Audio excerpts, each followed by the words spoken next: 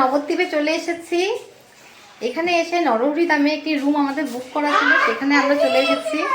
এই রুমটাও বেশ ভালো, কিন্তু একটু ছোট হয়ে গেছে। তোমাদেরকে দেখাই রুমটা কেমন।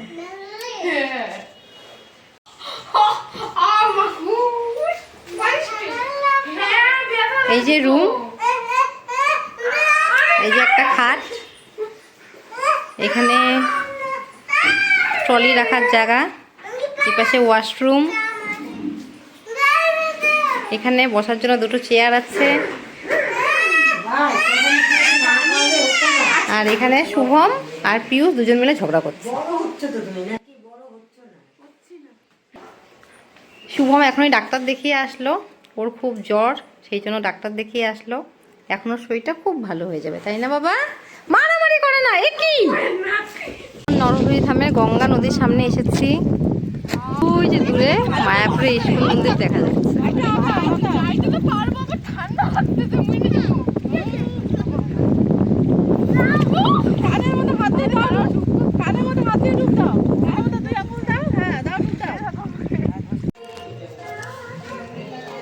বিকেলে একটু রেস্ট নিয়ে এই যে ভূমিতকে নিয়ে বেরিয়েছি।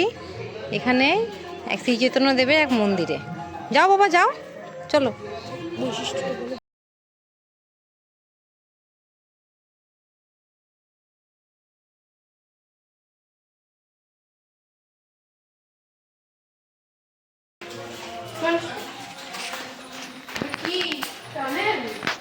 নবদ্বীপের ডাক্তার দেখিয়ে ভূমিতের শরীর এই সময় অনেকটাই ভালো হয়ে গেছিল, তাই ভূমিতকে নিয়ে আমি আর পিয়ুষ একটু ঘুরতে বেরিয়েছিলাম।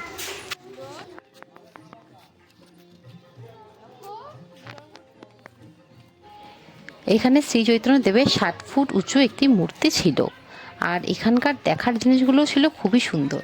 ভূমিতের শরীরটা খারাপ থাকায় আমরা এর থেকে বেশি কিছু ঘুরতে পারিনি।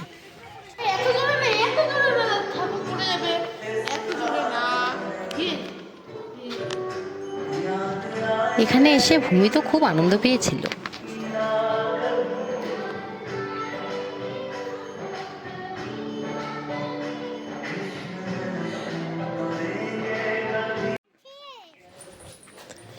এখন ভোর 5:30, আমরা বিষ্ণুপ্রিয়া হল্টে চলে এসেছি।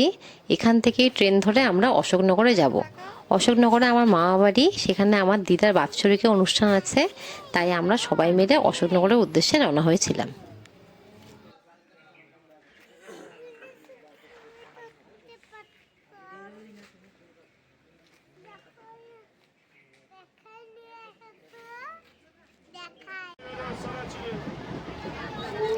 এই যে আমরা বিষ্ণুপ্রিয়া হল থেকে ট্রেনে উঠে পড়েছি। শুভম বিষ্ণুপ্রিয়া হল স্টেশন থেকে একটা ট্রেন কিনেছিল, আর মা সেই ট্রেনটা চালাতে শুভমকে সাহায্য করছে।